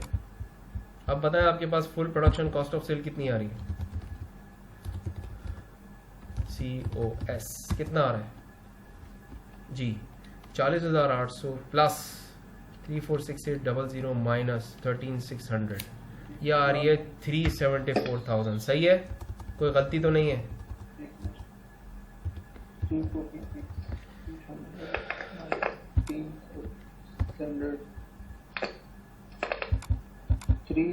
374,000 जबरदस्त। जी सर, ये लेस करें, आपके पास आ जाएगी unadjusted gross gross profit profit. कितना आएगा? सर ये आएगा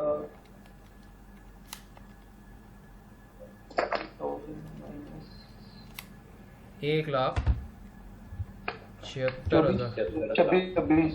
1,76,000 176,000।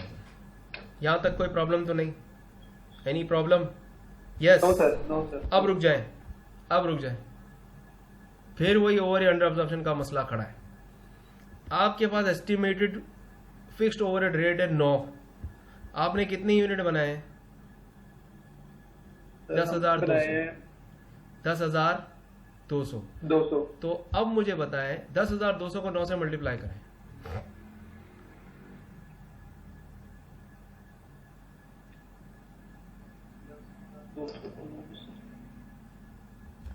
सर 91,800 एग्जैक्टली आपने एग्जैक्टली अब देखें, यहाँ आपने ये जो यूनिट्स प्रोड्यूशन में जो इसमें ओवरहेड इंक्लूड किया है, शामिल हुआ है, वो सिर्फ 91,800 हुआ है। इसमें इस अमाउंट में होना कितना चाहिए था? एक्चुअल कितना है? 99,000। हर मंथ का एक्चुअल 99,000 है, और यहाँ कितना शामिल है? 91,800 जो यहाँ आ गया। तो कॉस्ट ऑफ सेल आपकी यहाँ क्या हो गई है? मेरी तरफ देखें, मैं जो मेरा सेंटेंस पूरा सुन लें। यहाँ कॉस्ट ऑफ सेल में 99,000 का ओवरहेड आना था, आया है सिर्फ 91,800, यानी आपकी cost of sale understated हो गई है। ये माइनस हुई तो आपका ग्रॉस प्रॉफिट क्या हो चुका है?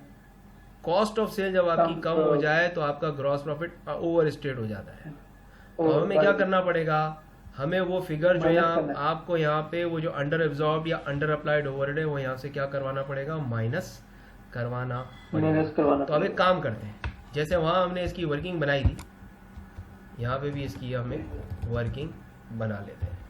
हम पहले कहते हैं ओवर हेड एब्जॉर्ब या अप्लाइड, जो कहना है कह ले।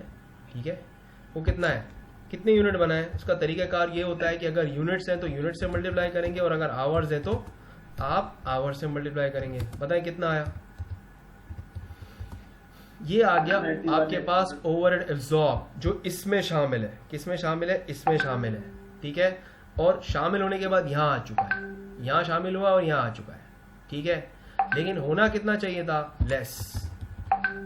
एक्चुअल कितना है पता है? एक्सक्यूज मी, 1 मिनट जरा मैं देख लो।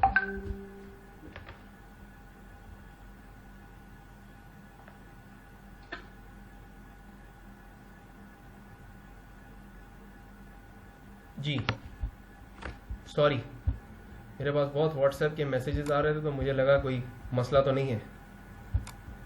वैसे मेरा एक रूल है, मैं आपको रूल बता दूं। मेरा रूल ये है कि मैंने अपने सब लोगों को कहा हुआ है कि इमरजेंसी हो या कोई इंपॉर्टेंट काम हो तो मुझे फोन करना, वरना अगर मैसेज करोगे या व्हाट्सएप करोगे तो मैं अस्यूम करूंगा कि आपको जरा भी जल्दी नहीं है, आप बिल्कुल सुकून में हो। ये मेरा एक मतलब मैं अपने इर्द गिर्द के लोगों को मेरा ये रूल बताया हुआ होता है कि आपने अगर मुझसे कोई इमरजेंसी काम है तो जरूर फोन करना है, वरना मैं जल्दी आपको जवाब नहीं दूंगा। ठीक है ना, ये मेरा पुराना एक रूल बना हुआ है। एनीवेज, मैंने आज आपको भी कम्युनिकेट कर दिया। ठीक है ना जी, आगे चले। अब इसमें क्या है? ठीक है ना, बड़ा अच्छा रूल है ये, मुझे बहुत काम आता है। एनीवेज अब इसमें से मैं क्या करूँगा 99,000 क्या बचा। देखें आपको मैंने कहा, आपको मैं अब दूसरी बात करता हूँ। यहाँ प्रोडक्शन कॉस्ट ऑफ सेल में एक्चुअल जानी थी 99,000, गई कितनी है 91,800। तो अभी कितनी जानी बाकी है, कितनी जानी बाकी है डिफरेंस ले 7,200 आपकी क्या है, ये आपका क्या है, इसको हम कहेंगे अंडर एब्जॉर्ब्ड या इसको एक और भी नाम है अमेरिकन में अंडर अप्लाइड ओवरहेड। और इसको मैं क्या करूंगा, मेरा ग्रॉस प्रॉफिट ऑलरेडी जब मेरी यहाँ ये शामिल नहीं हुआ था, 91,800 हुआ था, तो ये कॉस्ट कम थी। तो ये जब कॉस्ट अंडर स्टेटेड थी तो मेरा ग्रॉस प्रॉफिट 7,200 से बढ़ा हुआ था, जो ट्रू एंड फेयर व्यू को रिफ्लेक्ट नहीं करता। तो मुझे यहाँ क्या करना पड़ेगा, लेस अंडर एब्जॉर्ब्ड ओवरहेड, और मैं कहता हूँ वर्किंग 1। यहाँ मैंने क्या कर दिया 7,200 से माइनस कर दिया। अब बताएं मेरे पास क्या आ गया, एडजस्टेड ग्रॉस 168,800 168,800 माइनस करें जी सर, माइनस कर 168,800 यहाँ पहुंच गए। बाकी खर्चे बताएं जल्दी से।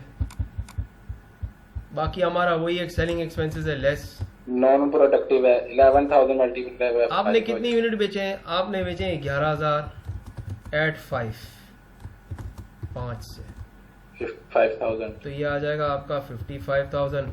और आपका जो फिक्स नॉन प्रोडक्शन है आपके फिक्स 40,000। सॉरी वो तो सेम ही है, मैं शॉर्ट में लिख रहा हूँ।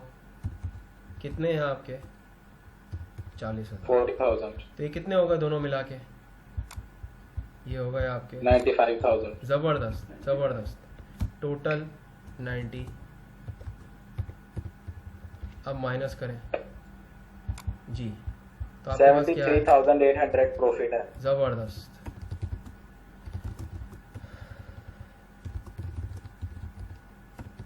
जी क्या आ रहा है आपके पास,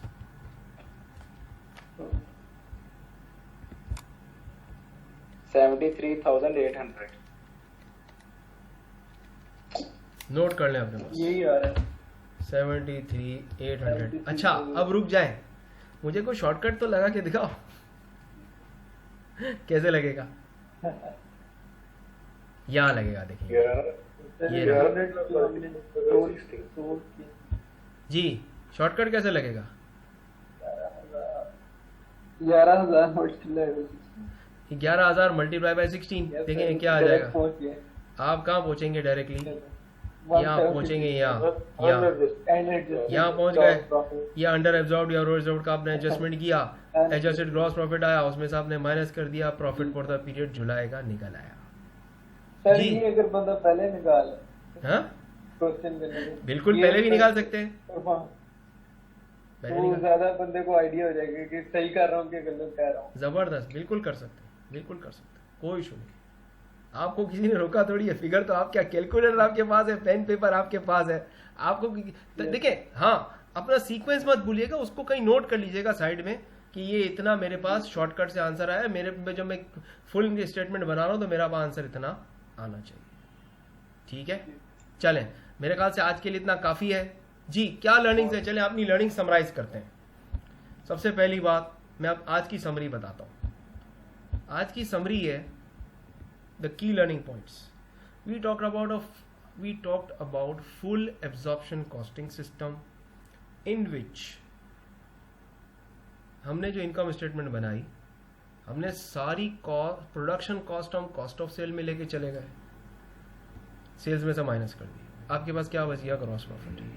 पीछे आपके क्या रहेगा जो अभी माइनस नहीं हुई कॉस्ट नॉन प्रोडक्शन, तो वो ग्रॉस प्रॉफिट में से माइनस की, प्रॉफिट निकल आया। ये तो एक क्रक्स हो गया, यानी आपकी एब्जॉर्प्शन कॉस्टिंग सिस्टम कॉस्ट की कौन सी क्लासिफिकेशन को फॉलो करती है, it follows the classification of production and non production cost. Non production. अच्छा, प्रोडक्शन कॉस्ट में आपने देखा सारी आप प्रोडक्शन कॉस्ट लेकर गए, आप फिक्स भी लेकर गए और आप वेरिएबल भी लेकर चले गए, लेकिन वो कौन सी थी? प्रोडक्शन की कॉस्ट थी जो कॉस्ट ऑफ सेल में गई। एक ही चीज का ख्याल रखा कि वो प्रोडक्शन से रिलेटेड हो, नॉन प्रोडक्शन कॉस्ट आप कोई भी कॉस्ट ऑफ सेल में लेकर एब्जॉर्प्शन कॉस्टिंग में नहीं जाते। क्लियर? इस तरह सारी आपकी प्रोडक्शन कॉस्ट आपकी सेल्स में से माइनस हो जाती है, पीछे क्या रह जाती है? ग्रॉस प्रॉफिट बच जाता है और आपके पास बच जाती है नॉन प्रोडक्शन कॉस्ट। उसको आप ग्रॉस प्रॉफिट में से माइनस करते हैं, आपका प्रॉफिट आपको मिल जाता है। एक तो ये बात हुई। अब आते हैं वैल्यूएशंस पर। तमाम आपकी कॉस्ट ऑफ सेल्स और आपकी inventories full production cost per आपकी वैल्यू होती है, ये तीसरी बात। और जब आपने फुल प्रोडक्शन कॉस्ट पे कॉस्ट ऑफ सेल में लेकर गए हैं तो होता यह है कि आपकी फिक्स प्रोडक्शन कॉस्ट आपने एक estimated activity level per unit में कैलकुलेट की होती है। तो आपका या तो आप ज्यादा कॉस्ट ऑफ सेल में ओवरहेड ले जाते हो, जिसकी वजह से आपकी कॉस्ट ओवर स्टेट हो जाती है और आपका प्रॉफिट अंडर स्टेट हो रहा होता है। तो जितना आपने कॉस्ट को ओवर स्टेट किया होता है उसको आपको प्रॉफिट में क्या करना पड़ता है? बताएं क्या करना पड़ता है? जैसे जून में किया था आपने, जून में आपकी कॉस्ट ओवर स्टेट हो गई थी और आपका प्रॉफिट अंडर स्टेट हो गया था, तो उसकी वजह से हमने ओवर एब्जॉर्ब्ड ओवरहेड को प्रॉफिट में क्या कर दिया था? ऐड कर दिया। ओके हो गया। अच्छा, इसकी ऑपोजिट सिचुएशन आपको कहां नजर आई? आपको नजर आई जुलाई में। जुलाई में हमने यूनिट्स प्रोड्यूस कितने बनाए? 10,200। तो आपने पर यूनिट में जो ओवरहेड आप कॉस्ट ऑफ सेल्स में इनिशियली लेकर गए वो कितनी थी? 91,800। वो एक्चुअल से कम थी। तो इसकी वजह से आपकी कॉस्ट ऑफ सेल में 99,000 के बजाय कम ओवरहेड की कॉस्ट शामिल हो गई। तो जब इस तरह आपकी कॉस्ट अंडर स्टेट हो गई, जब आपकी कॉस्ट अंडर स्टेट हो गई तो आपका प्रॉफिट वहां क्या हो गया? ओवर स्टेट हो गया था। तो इस वजह से आपके पास जो अंडर एब्जॉर्ब्ड ओवरहेड आया उसको आपने ग्रॉस प्रॉफिट में से माइनस कर दिया। Is this clear? ये पिक्चर क्लियर हो गई? कोई प्रॉब्लम तो नहीं? Any issues? मेरे ख्याल से आज के लिए इतना काफी है। एनी प्रॉब्लम और should I end the class? जी चलें। Thank you very much. इंशाल्लाह अगली क्लास में आपसे मुलाकात होगी। बहुत शुक्रिया। Thank you. अल्लाह हाफ़िज़।